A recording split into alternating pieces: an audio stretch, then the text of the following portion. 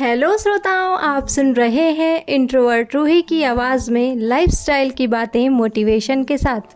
आज का टॉपिक है पछतावे का कारण और इससे निकलने का तरीका।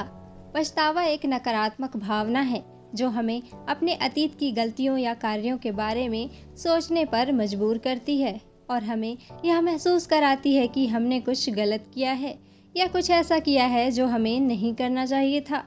यह एक नॉर्मल भावना है जो हर किसी के साथ होती है, लेकिन जब यह बहुत अधिक हो जाती है तो यह भावना हमारे मेंटल और इमोशनल हेल्थ पर नेगेटिव प्रभाव डाल सकती है। अब जानते हैं पछतावे के कारण किस तरह के हो सकते हैं। जैसे गलत फैसला।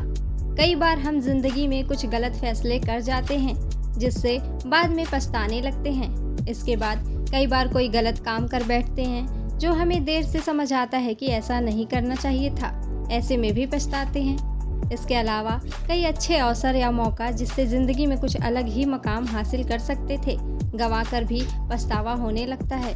इस तरह कई बार हम अपने खास रिश्तों में कई गलतियां कर जाते हैं जिससे या तो हम अपने रिश्तों में दरार कर लेते हैं या अपने अहम रिश्तों को खो देते हैं, तब भी पछताते हैं। अब सवाल ये है कि आखिर इस पछतावे से निकले कैसे, तो आगे जानिए। सबसे पहले तो खुद को माफ़ करना।